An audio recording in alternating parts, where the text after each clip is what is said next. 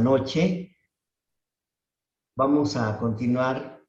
Recordemos que estábamos viendo las bienaventuranzas, llamada el Sermón de la Montaña. Esas bienaventuranzas nos hacen reflexionar. Bienaventurados los pobres de espíritu, porque de ellos es el reino de los cielos. Bienaventurados los mansos, porque ellos poseerán en herencia la tierra. Bienaventurados los que lloran, porque ellos serán consolados. Bienaventurados los que tienen hambre y sed de justicia, porque serán saciados.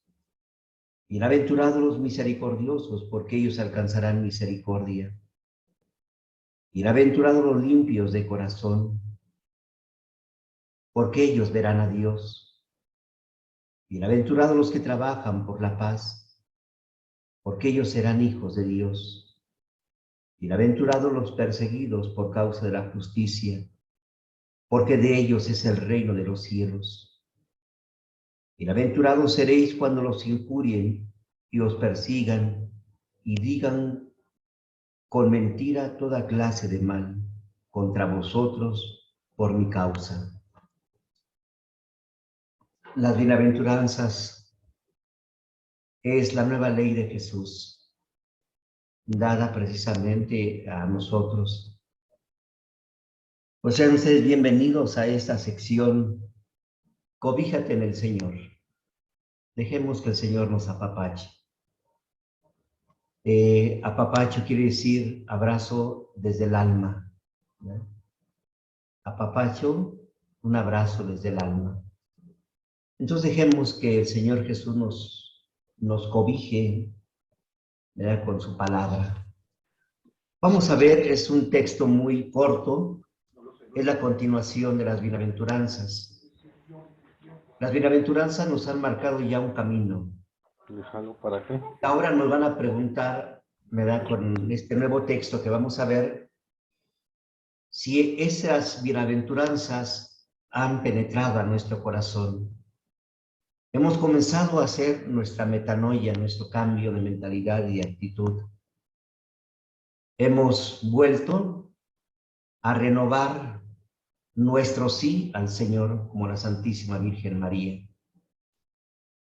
Es un texto hermosísimo que nos da la oportunidad de tener un itinerario espiritual. Primero, Jesús dijo: vosotros sois la sal de la tierra. Esto es algo sorprendente. Nosotros somos la sal de la tierra. Si un católico solo practica la religión, pero no cumple los mandamientos de Dios, ni permite que Dios transforme su corazón y su alma, entonces su vida será tan insípida como la sal que ha perdido su sabor. Eso es algo sorprendente, ¿eh? No podemos caer en un conformismo. Es decir, sí, yo soy católico, profeso la fe en Jesucristo, yo voy a misa, me acerco a la confesión, comulgo, hago algunas obras buenas, ¿verdad? Pero si eso que llegamos a hacer no nos transforma a nosotros, no nos cambia, entonces la sal se vuelve insípida, ¿verdad? Y vean, es una palabra hermosísima y dice, to-alas morante. ¿Y qué palabra tan bella? To-alas morante, la sal. La sal sirve para darle sabor, sabor a la vida. Y nosotros somos esa sal por las enseñanzas que hemos recibido, por lo que hemos escuchado, lo que hemos visto. Y hoy en día lo que hemos tocado, el cuerpo, sangre y alma y divinidad de Cristo, no somos nosotros que tenemos que darle sabor a la vida, sentido a la vida. Pero si esa sal se vuelve insípida, toalas morante, ¿qué es lo que pasa? Que esa sal se desvirtúa, pierde su sentido, pierde su sabor. Ahí hay que tener mucho cuidado, pero mucho cuidado. ¿Por qué? La Sagrada Escritura nos dice que cuando la sal pierde su sabor, el sentido de la vida se desvirtúa. Yo diría, se desfigura. Cuando perdemos ese sentido, ese amor a la vida, esa motivación a la existencia humana, ¿qué es lo primero que pasa? Nos vamos desfigurando. Tú eres la obra más maravillosa de Dios. Tú has salido de las manos de Dios. Dios con sus propias manos, dice el Salmo 139, dice que Dios con sus propias manos nos ha formado todas nuestras entrañas, ha formado todo lo que somos nosotros. Y dice en el Salmo 139, 138, en su versículo 13 y 14, porque tú formaste mis riñones, porque me tejiste en el vientre materno. Por eso te doy gracias por tan grandes maravillas. Soy un prodigio hecho de tus manos. Nosotros somos la obra más extraordinaria que Dios ha creado. Y en el libro del Génesis nos dice que somos la imagen y la semejanza de Dios. A nosotros se nos ha encargado a que reproduzcamos esa imagen y esa semejanza de Dios. Pero cuando nosotros nos desvirtuamos, es decir, nos desfiguramos por el pecado, perdemos el sentido de la vida. Y eso es lo más triste que puede pasar, cuando uno desfigura la presencia de Dios. Y el texto sigue lapidando este pensamiento. Si la sal, que somos nosotros, si la sal se vuelve insípida, ¿con qué se le devolverá el sabor? Dice, ya no sirve de nada. Ay, qué feo esto, ¿verdad? Si tú pierdes el sentido de la vida, si estás desfigurado por el pecado, dice el texto, ya no sirves para nada. ¿Y qué es lo que pasa? Se echa fuera para que la gente la pise. Eso nos tiene que hacer reflexionar a nosotros. Somos pisados por la gente. Pero no que ellos nos hayan hecho el daño. Somos nosotros que nos estamos dañando interiormente, desfigurándonos por el mismo pecado que cometemos. Por eso, esa palabra nos tiene que llenar, ¿verdad? Y despertar nuestra inquietud. Toalas morante, no te desvirtúes para Dios, no te desfigures para Dios. Porque Dios ha puesto toda su confianza en nosotros. No defraudemos a Dios.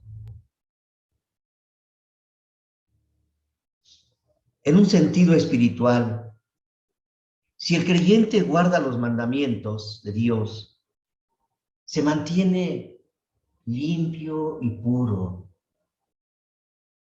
con una imagen resplandeciente en su rostro, reflejando la presencia de Dios a través de su figura y a través de sus actos.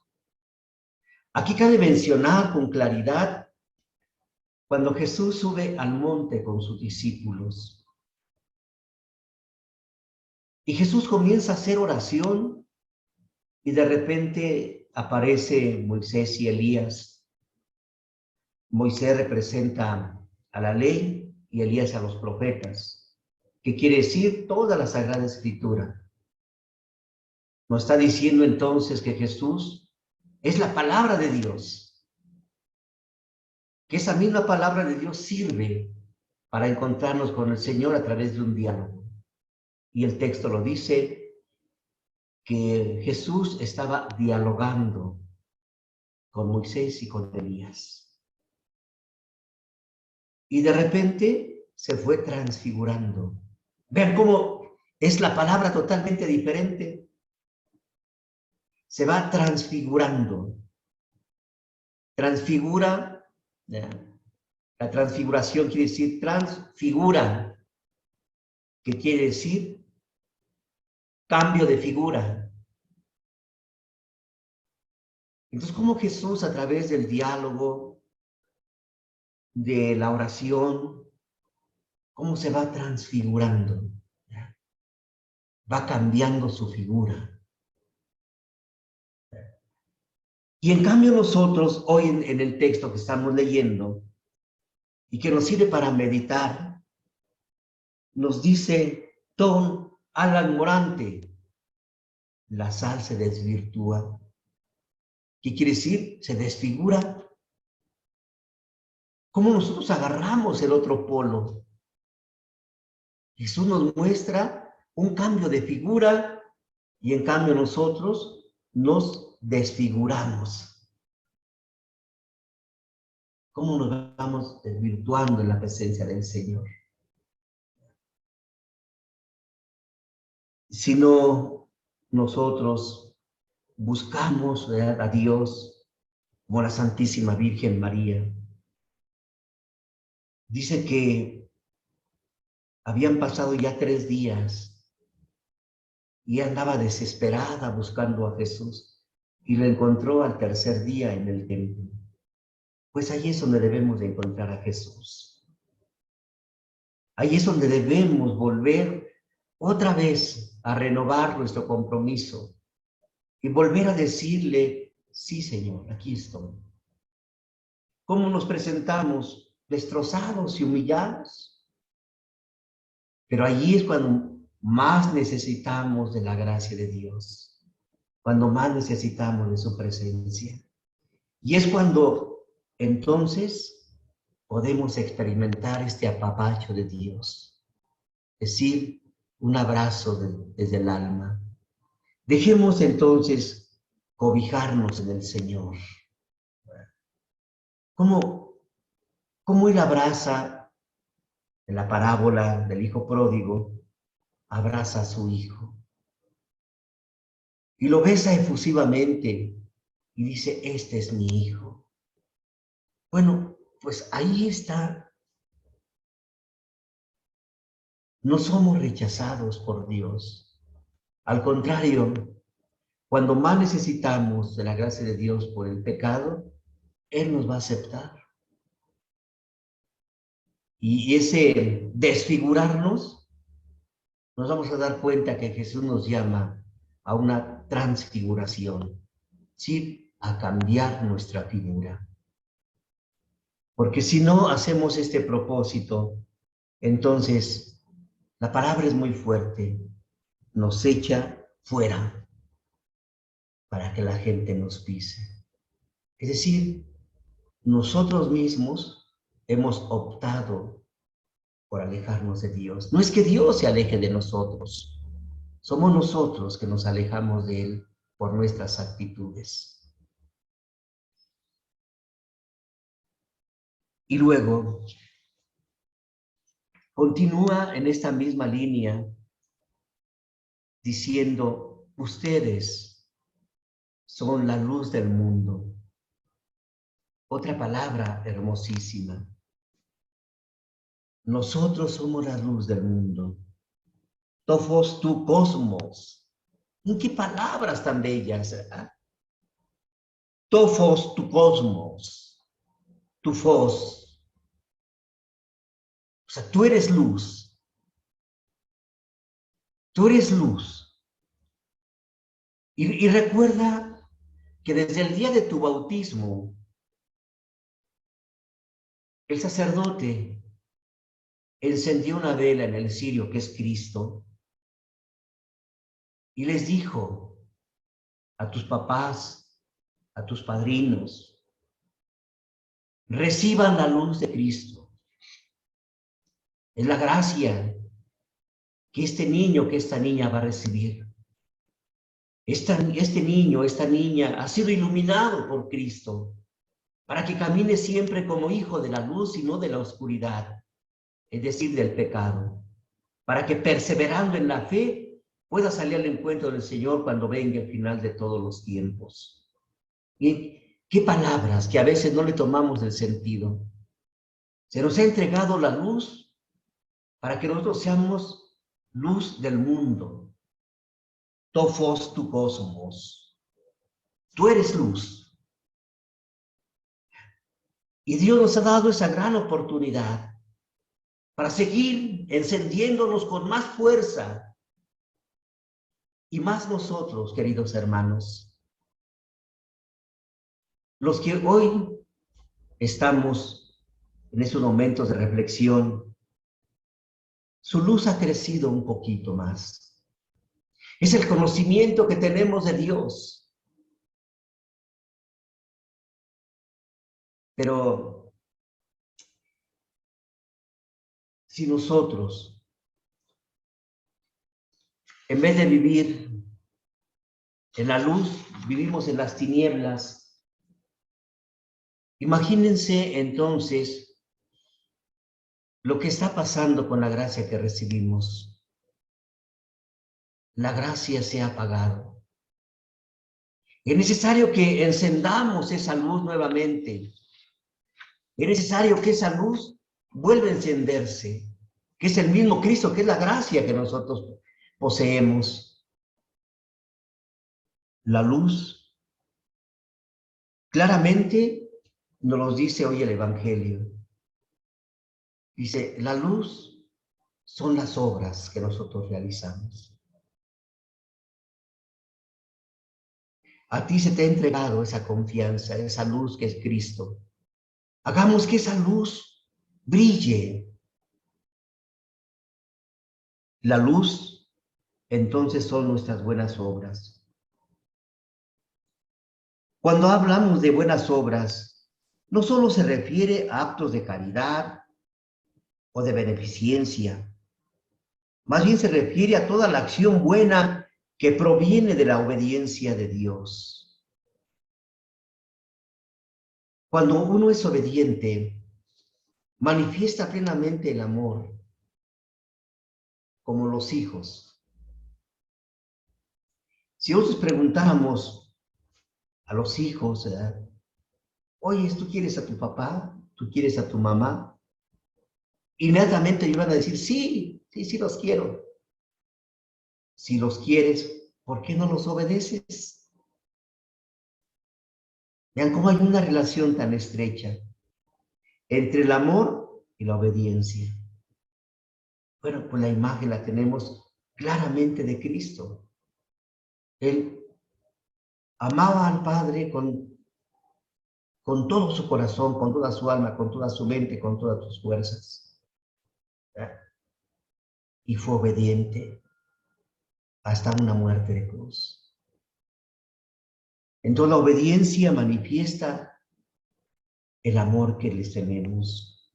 Que le tenemos a Dios y que le tenemos a nuestros seres queridos. Ser obedientes. Y allí entonces se va cumpliendo a través de nuestros mismos actos una luz que va iluminando a los que viven en tinieblas. Hoy en día tenemos mucho que iluminar nosotros. El mundo, dice el libro del Génesis, que el mundo es un caos. Y en medio de ese caos, en medio de esa superficie, dice, aleteaba el Espíritu Santo. ¿Qué quiere decir? Que a pesar de todo esto que estamos viviendo, todos los acontecimientos, toda esta maldad, todo este pecado, toda esta realidad de mundanidad, allí está Dios. Pero como vivimos en la oscuridad, pues no podemos ver a Dios. Cuando uno vive en la oscuridad no ve nada, ve todo negro. Lo negro, la noche, lo oscuro, es la presencia del maligno. Y por eso entonces vivimos en la oscuridad que nos impide ver a Cristo. Y por eso muchas personas viven así en la oscuridad. Es decir, no alcanzan a ver a Cristo. Pero cuando ellos mismos se encienden en esa luz de la gracia, entonces van a ver con mayor claridad la presencia de Dios entre nosotros. Van a poder ver a la persona que está cerca de ti, necesitada. Van a poder levantar los ojos para poder ver a Dios en la Sagrada Eucaristía. Van a levantar los ojos para poder contemplar el gran misterio de Dios en el cielo. Pues es necesario la luz. El mundo no puede vivir en la oscuridad. Por eso, la primera obra que Dios realizó en la creación fue la luz. Y dijo Dios, que se haga la luz. La fase iniciativa de Dios. Dios no quiso que estuviéramos en tinieblas. Por eso realizó esta primera obra, que se haga la luz. Para que pudiéramos nosotros ver, para que pudiéramos contemplarlo. En la oscuridad no nos vemos. Y por eso los hombres, las mujeres, son testigos de la revelación de Dios en Jesucristo. Esa palabra es también muy bellísima, muy bella, revelación, revelatio, que quiere decir dar a conocer. Solamente Dios se da a conocer a través de nuestras obras. No hay otra forma. Por eso cuando Jesús manda a sus discípulos y los convierte en apóstoles, le dice, vayan por todo el mundo y prediquen, digan, griten, que nada quede en secreto, que todo llegue a saberse. Lo que ustedes vieron con sus ojos, lo que ustedes escucharon con sus oídos y lo que sus manos han tocado. Por eso San Juan en su primera carta nos dice, les anunciamos lo que hemos visto con nuestros ojos, lo que hemos escuchado con nuestros oídos y lo que nuestras manos tocaron. Entonces ellos comenzaron a hacer la obra de Dios. Y entonces la gente motivada, animada, comenzaba a integrarse. ¿Ya? Y ellos mismos se preguntaban, ¿qué nueva doctrina es esta? Que no ponen en práctica solamente la ley del talión, ojo por ojo y diente por diente. Me pegas, yo te pego. Pero ahora es una ley nueva, la ley del amor.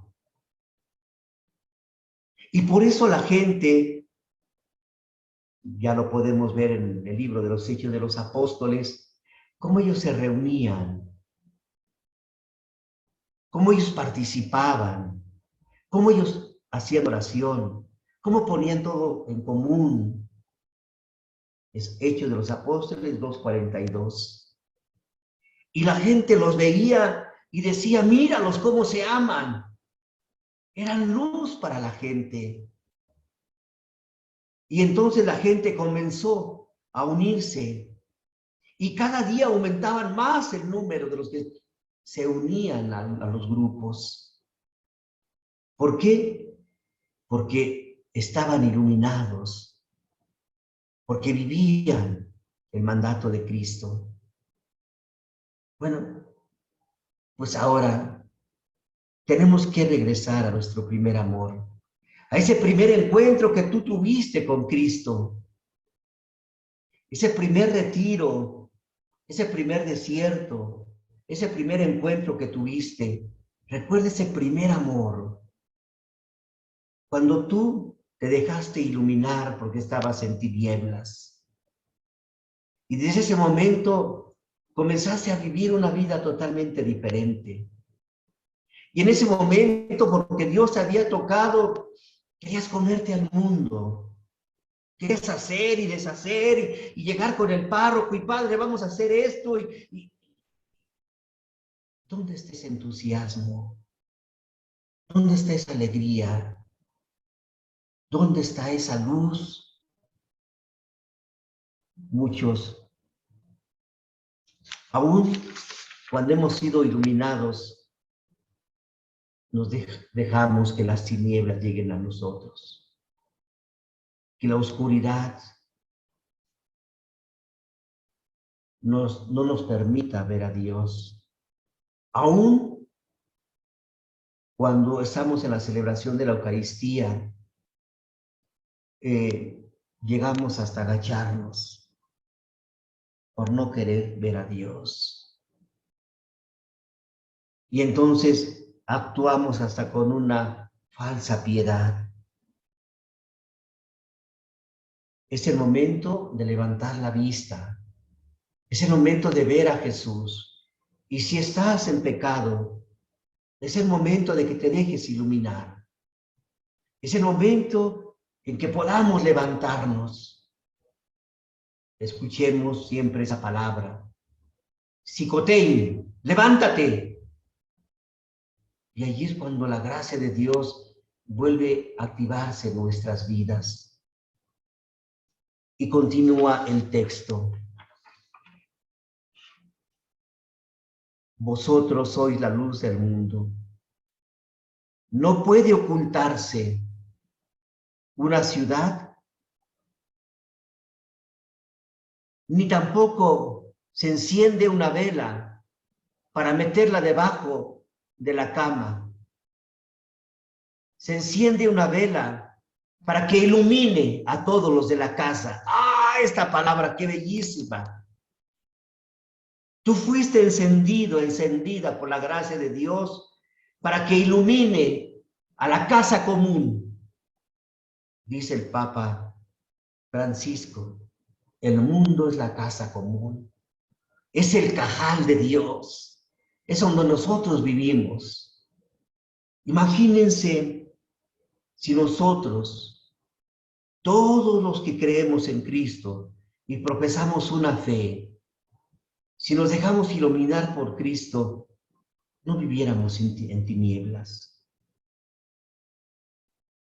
Nuestra vida sería otra cosa. Nos podríamos ver, podríamos contemplarnos. Y regresando un poquito, si la sal, ¿verdad?, se vuelve insípida, se desvirtúa, ¿verdad?, entonces con la luz podemos ver a nuestros hermanos que han desvirtuado su imagen. Y allí es donde nosotros podemos ayudarlos a que esa imagen sea una transfiguración, se transforme, que sea una imagen de Cristo. Por eso esas dos cosas son tan extraordinarias en la vida espiritual.